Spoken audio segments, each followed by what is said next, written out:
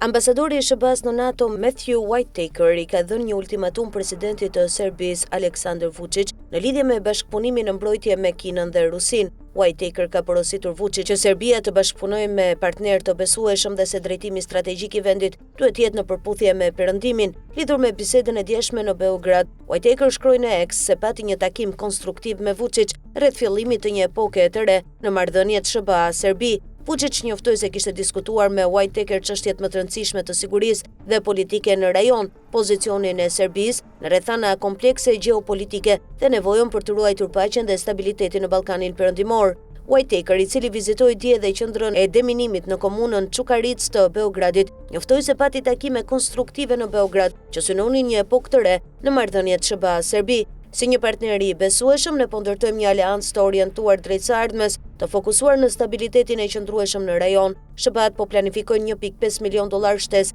për çminimin, përveç $28 milion të investuar tashmë. Serbia ka një zgjedhje të rëndësishme, një të ardhme sigurie dhe rritje me Perëndimin, tha Whitaker në X. Agjencitë amerikane të inteligjencës kanë paralajmëruar në raportin e tyre vjetor se Ballkani Perëndimor mbetet një zonë me tensione të shtuara politike dhe ndikime të jashtme, duke vënë pa veçmas rolin e Rusisë në destabilizimin e rajonit. Në raportin e publikuar më 18 mars, u tha se lufta në Ukrainë ka thelluar ndarjet mes Perëndimit dhe Moskës, gjë që reflektohet edhe në Ballkan. Sipas raportit, Rusia nxit paqëndrueshmëri mes Serbisë, të cilën e favorizon, dhe Kosovës, si dhe mbështet shkëputjen e entitetit Republika Srpska nga Bosnjë-Hercegovina. Serbia 4 vjet pas fillimit të pushtimit rus të Ukrainës ende nuk i është bashkuar sanksioneve që Perëndimi ka vendosur ndaj Moskës për luftën.